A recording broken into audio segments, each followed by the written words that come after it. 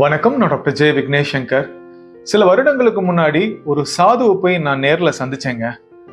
அவர் ஒரு மரத்துக்கு அடியில உட்கார்ந்துருந்தாரு. ஒரு கிழிஞ்ச வேஷ்டி, ரொம்ப சாதாரணமான ஒரு சட்டை போட்டிருந்தாரு.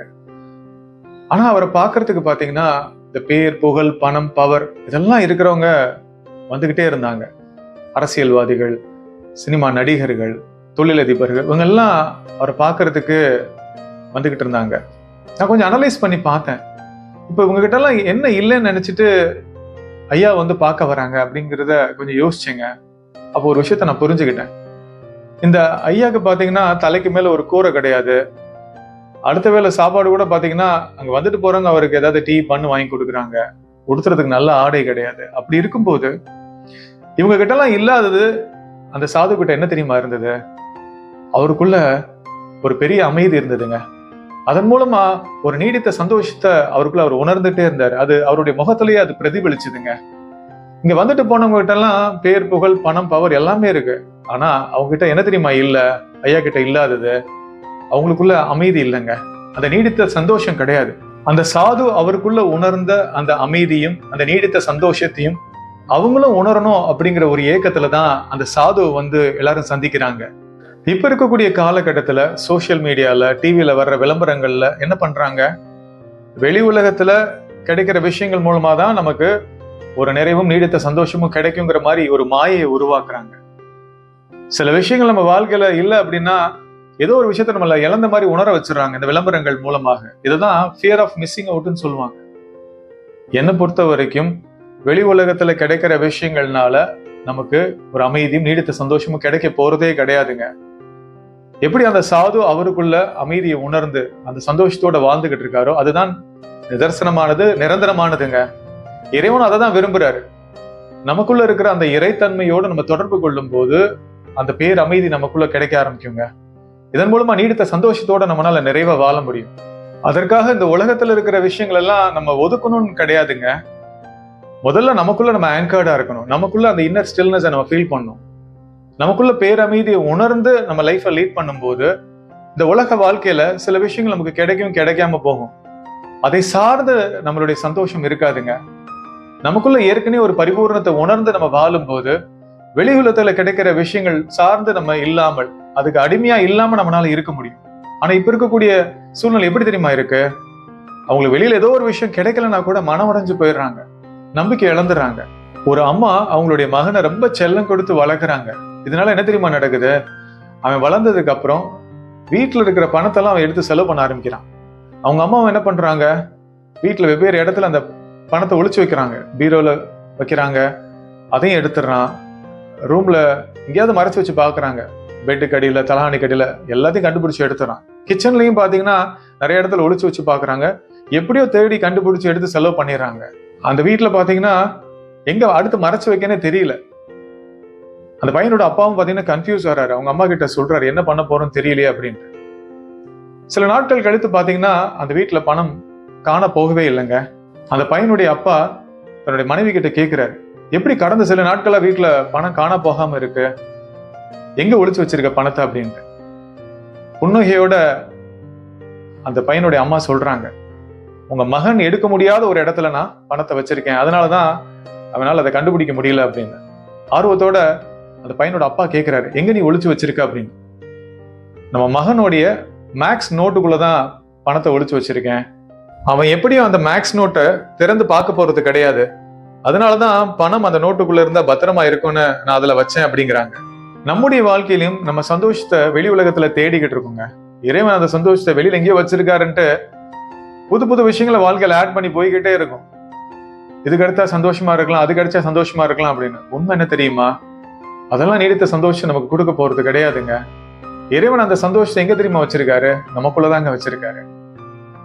நம்ம யாருங்கிறத நம்ம உணரும் போது நம்ம அந்த சக்தி வாய்ந்த ஆன்மா, இறைவனுடைய குழந்தை, நம்ம அந்த இறைவனுடைய அம்சம், நம்ம அந்த இறைவன் நமக்குள்ள வாசம் பண்றாருங்கிறத தெரிந்து கொண்டு அந்த ஆத்ம உணர்வோட நம்ம வாழும் போது ஒரு பேர் அமைதி நமக்குள்ள கிடைக்குங்க. அதுதான் நீடித்த சந்தோஷத்தை நமக்கு கொடுக்குங்க. இதுதான் அந்த சாது உணர்ந்து வாழ்ந்துகிட்டு இருந்தாரு. அவரை வந்து பார்க்க வரவங்க எல்லாருமே, உங்களுக்கு கிடைத்த அந்த அமைதியும் நீடித்த சந்தோஷமும் எங்களுக்கும் வேணும், அதுக்கு நாங்க என்ன பண்ணணும் அப்படிங்கிற ஒரு ஆர்வத்துலதான் அந்த சாது வந்து எல்லாரும் பார்த்துட்டு போயிட்டு இருக்காங்க. ஒவ்வொரு நாளும் தனிமையில உங்களுக்கான நேரத்தை ஒதுக்கி உங்களுக்குள்ள வாசம் பண்ற இறைவனோடு தொடர்பு கொள்வதற்கான வாய்ப்பை உருவாக்குங்க. தியானம் பண்ணுங்க, ஆத்மார்த்தமா நன்றி உணர்வு பிரார்த்தனை வெளிப்படுத்துங்க, மந்திர ஜபம் பண்ணுங்க. இந்த மாதிரி பயிற்சிகள் வழிமுறைகள் மூலமாக உங்களுக்குள்ள இருக்கக்கூடிய அந்த தெய்வீக தன்மையோடு தொடர்பு கொள்ளும் போது உங்களுக்குள்ள பேரமைதி உங்களால உணர முடியுங்க. இந்த மாதிரி தன்மையில உங்க வாழ்க்கை வாழும்போது, அதாவது உங்களுக்குள்ள இருக்கக்கூடிய இறைத்தன்மையோடு நீங்க ஆங்கர்டா இருக்கும் போது உங்களை யாரும் அசைச்சு கூட பார்க்க முடியாதுங்க. இந்த உலகத்துல நடக்கிற நிகழ்வுகள் எதுவுமே உங்களுக்கு எந்த பாதிப்பும் ஏற்படுத்தாது. நம்பிக்கையோட துணிச்சலா எல்லா சூழ்நிலைகளையும் உங்களால எதிர்கொள்ள முடியுங்க. ஒரு பேக்கரி நடத்துற ஓனர் ரெகுலரா ஒரு பால் வியாபாரி கிட்ட 1 கிலோ வெண்ணெய் வாங்குவாருங்க. அந்த பேக்கரியில தயாரிக்கிற ஸ்நாக்ஸுக்காக அந்த வெண்ணெய் அவர் பயன்படுத்துவார். ரெகுலரா அவர்கிட்ட தான் 1 கிலோ வெண்ணெய் வாங்கிட்டு இருப்பாரு. ஒரு நாள் யதார்த்தமாக அந்த பால் வியாபாரி கிட்ட வாங்கின அந்த வெண்ணெய அவர் எடை போட்டு பாக்குறாரு. 1 கிலோ இருக்கான்னு செக் பண்ணி பாக்குறாரு அந்த வெயிங் மிஷின்ல. பார்த்தா 1 கிலோ கிடையாதுங்க, கம்மியா இருக்கு. இவருக்கு ஒரே ஆத்திரம். உடனே பஞ்சாயத்தை கூட்டுறாரு. ஊர் தலைவர்கள் எல்லாம் வர சொல்லி இந்த தகவலை சொல்றாரு. இந்த மாதிரி பால் வியாபாரி என்னை ஏமாத்திட்டாரு, 1 கிலோ வெண்ணெய் கொடுக்குறேன்னு குறைவாவே ரொம்ப நாளா கொடுத்துருக்காரு போல அப்படின்ட்டு. அந்த பஞ்சாயத்து தலைவர்களும் கேட்குறாங்க, ஏன்பா உன்கிட்ட எடை பார்க்குற இயந்திரம் கிடையாதா, இப்படி குறைவா கொடுத்துருக்க வெண்ணெய அப்படின்னு கேட்குறாங்க. அதற்கு அந்த பால் வியாபாரி சொல்றாரு, ஐயா என்கிட்ட எடை பார்க்குற இயந்திரம் இருக்கு, ஆனா 1 கிலோ கல்லை நான் தொலைச்சிட்டேன். அதுக்கு பதிலாக நான் என்ன பண்ணேன் அப்படின்னா, ஒவ்வொரு நாளும் அந்த பேக்கரி ஓனர் கிட்ட நான் 1 கிலோ பிரெட் வாங்குவேன். தராசுல ஒரு பக்கம் அந்த 1 கிலோ பிரெட்டை வச்சுட்டு அதுக்கு தகுந்த மாதிரி வெண்ணெயை நான் எடுத்து வச்சு அதை தான் நான் ஐயா கிட்ட கொடுத்துட்டு இருந்தேன். நான் கொடுக்குற வெண்ணெயில எடை கம்மியா இருக்கு அப்படின்னா அந்த பேக்கரி ஓனர் எனக்கு கொடுக்குற பிரெட் 1 கிலோ கிடையாது, அதுவும் அப்ப எடை குறைவா இருக்கு அப்படின்னு அவர் சொல்லியிருக்காருங்க. அன்னைக்கு அந்த பேக்கரி ஓனர் அந்த பால்காரரை ஏமாத்தின விஷயம் எல்லாருக்கும் தெரிய வந்தது. அவர் தவறு பண்ணதுனாலதான் அதற்கான பலனை அவர் அனுபவிச்சாருங்க. பிரபஞ்சத்தினுடைய ரொம்ப ஒரு முக்கியமான நீதி என்ன தெரியுமாங்க, நம்ம வாழ்க்கையில என்ன கொடுக்குறோமோ திரும்ப அதுதான் நமக்கு கிடைக்குங்க. இந்த கதை அதை தான் நமக்கு உணர்த்துதுங்க. ஒரு 8 வயது சிறுமி அவளுடைய அம்மா அப்பாவோட ஒரு மலை பிரதேசத்துக்கு போறாங்க. ஒரு இயற்கை சூழ்ந்த இடத்துக்கு போறாங்க. அங்க பாத்தீங்கன்னா சுற்றி மலைகள்ங்க. இந்த சிறுமிக்கு ரொம்ப சந்தோஷம். அவ அங்க போய் என்ன தெரியுமா பண்றா, நான் உன்னை வெறுக்கிறேன், ஐ ஹேட் யூ அப்படின்னு கத்துறா. அதுக்கப்புறம் அது எக்கோ ஆகி திரும்ப அவளுக்கே கேக்குதுங்க, நான் உன்னை வெறுக்கிறேன் அப்படிங்கிறது திரும்ப அவருக்கே கேட்க ஆரம்பிக்குது. அவளுக்கு ஒரே வருத்தங்க. உடனே ஓடி போய் அவங்க அப்பா கிட்ட சொல்றா, அப்பா என்னை யாரோ வெறுக்கிறேன்னு சொல்றாங்க அப்படின்னு. புன்னகையோட அவங்க அப்பா அந்த சிறுமி கிட்ட சொல்றாரு, ஐ லவ் யூ அப்படின்னு சத்தமா சொல்லுங்கிறார். நான் உன்னை நேசிக்கிறேன்னு சொல்லு அப்படிங்கிறார் சத்தமா. அந்த சிறுமி ஐ லவ் யூ, நான் உன்னை நேசிக்கிறேன்னு சத்தமா சொல்றா. அது திரும்ப எக்கோ ஆகி நான் உன்னை நேசிக்கிறேன், ஐ லவ் யூ அப்படின்னு அவ கேட்க ஆரம்பிக்கிறாங்க. அவளுக்குள்ள பெரிய ஆனந்தம், சந்தோஷம். நம்முடைய வாழ்க்கையில நம்ம அன்பை வெளிப்படுத்தணும் அப்படின்னா நம்ம வாழ்க்கையில அன்பை நம்ம திரும்ப பெற்றுக்கொள்ளலாங்க. காழ்ப்புணர்ச்சி, வெறுப்பு, கோபத்தை வெளிப்படுத்தணும் அப்படின்னா அதை சார்ந்த விஷயங்கள் தான் நம்ம வாழ்க்கையில வர ஆரம்பிக்குங்க. நமக்குள்ள இருக்கக்கூடிய இறைத்தன்மையோட நம்ம தொடர்புல வாழும் போது நேச்சுரலாவே அன்பை வெளிப்படுத்தக்கூடிய நபரா தாங்க நம்ம இருப்போம். ஆனா அப்படி இல்லாமல் மனதனுடைய ஆதிக்கத்துல மாட்டிக்கிட்டு இருந்தோம்னு வைங்களேன், கடந்த கால பதிவுகள் சார்ந்து நம்ம வாழ்க்கையை வாழும் போது, ஈகோக்கு அடிமையா நம்ம வாழும் போது கோபம், காழ்ப்புணர்ச்சி, பயம் இதைதான் நம்ம வெளிப்படுத்திக்கிட்டு இருப்போங்க. அப்ப வாழ்க்கை என்ன தெரியுமா பண்ணோம், அந்த மாதிரி நெகட்டிவான சூழ்நிலைகளை தான் நமக்கு கொண்டு வருங்க. இப்ப ரீசெண்டா ஜூம் கன்சல்டேஷன்ல ஒரு சகோதரியோட நான் பேசினேங்க. நல்ல வேலையில இருக்காங்க, கணவர் ரொம்ப அன்பானவர், அழகான குழந்தை அவங்களுக்கு. இருந்தாலும் பாத்தீங்கன்னா சில நேரம் அவங்க குழந்தை அவங்க சொல் பேச்சு கேட்காத போது இவங்களை அறியாம அதிகப்படியான கோபம். எப்படின்னு பார்த்தா கண்ட்ரோலே பண்ண முடியாதாங்க. இவங்களுக்கே ஆச்சரியமா இருக்கு, அது நான் இல்லை அப்படிங்கிறாங்க. எங்க அந்த கோபம் எனக்கு வருதுன்னே தெரியல சார் அப்படின்னாங்க. அப்ப அவங்கள நான் அனலைஸ் பண்ணேன். அவங்களுடைய குழந்தை பருவம், சிறு வயதுல அவங்க எப்படி இருந்தாங்க, இதெல்லாம் நான் கேட்டு தெரிஞ்சுக்கிட்டேன்.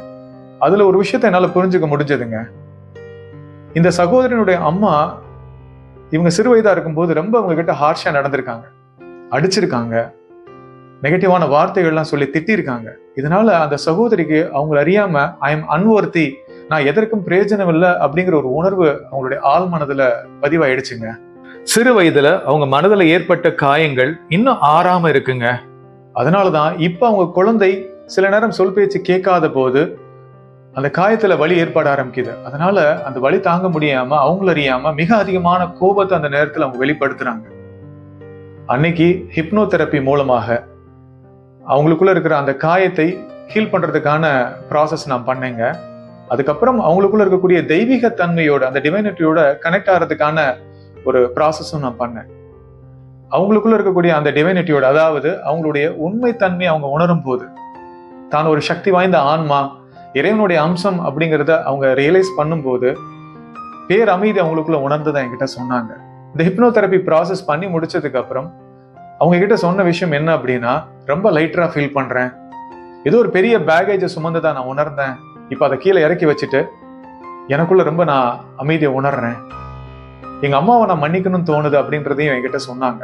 இவ்வளவு நாளா அவங்கள அறியாம அவங்களுடைய அன்கான்சியஸ் மைண்ட்ல அவங்க அம்மா மேல அவங்களுக்கு அதிகமான கோபம் இருந்திருக்குங்க. இன்னைக்கு அதை அவங்க ரிலீஸ் பண்ணதா சொன்னாங்க. அவங்கள மன்னிக்கிறதா ஆத்மார்த்தமா அவங்க என்கிட்ட சொன்னாங்க. இன்னொரு பேட்டர்ன் அவங்க கிட்ட இருந்ததுங்க. இவங்க அம்மாவுடைய அம்மா இவங்க அம்மாவை ரொம்ப ஹார்ஷா நடத்திருக்காங்க. அவங்க அம்மாவை அதிகமா காயப்படுத்தி வேதனைப்படுத்திருக்காங்க. ஆக்சுவலா இது ஜெனரேஷனல் கர்மா அப்படின்னு சொல்லுவாங்க. அவங்க அம்மாவுடைய அம்மா அவங்களுடைய நெகட்டிவிட்டியை இவங்க அம்மா கிட்ட சென்ட் பண்றாங்க. இவங்க அம்மா அந்த நெகட்டிவிட்டியை இந்த சகோதரி கிட்ட சென்ட் பண்ணியிருக்காங்க. இப்ப அந்த சகோதரி அடுத்த ஜெனரேஷனுக்கு அதை சென்ட் பண்ணாம தடுக்கிறதுக்கான ஒரு வாய்ப்பு இருக்குங்க.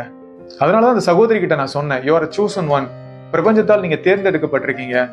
இந்த ஜெனரேஷனல் கர்மாவை பிரேக் பண்றதுக்கான ஒரு ஆப்பர்ச்சுனிட்டி உங்களுக்கு இருக்கு. அந்த பேட்டர்னை நீங்க பிரேக் பண்ணலாம். ஒவ்வொரு நாளும் உங்களுக்குள்ள இருக்கிற தெய்வீக தன்மையோடு தொடர்பு கொள்வதற்கான வாய்ப்பை ஏற்படுத்துங்க. இதன் மூலமாக உங்களுடைய விழிப்புணர்வை நீங்க அதிகப்படுத்த முடியும், உங்களுடைய அவேர்னஸ் லெவல் இன்க்ரீஸ் பண்ண முடியும். இதனால அந்த ஜெனரேஷனல் கர்மாவை நீங்க பிரேக் பண்ணலாம். அந்த பேட்டர்னை பிரேக் பண்ணி நீங்க ஒரு முன்மாதிரியாக, ஒரு ரோல் மாடலா உங்க ஃபேமிலியில் நீங்க இருக்கலாம். நம்பிக்கையோட உங்க வாழ்க்கையை நீங்க வாழுங்க அப்படின்னு நான் சொல்லும் போது அவங்களுக்குள்ள ஒரு பெரிய சந்தோஷங்க. நான் ஏற்கனவே சொன்ன மாதிரி உங்க வாழ்க்கையில நீங்க என்ன கொடுக்குறீங்களோ அதுதான் உங்களுக்கு திரும்ப கிடைக்க போகுதுங்க.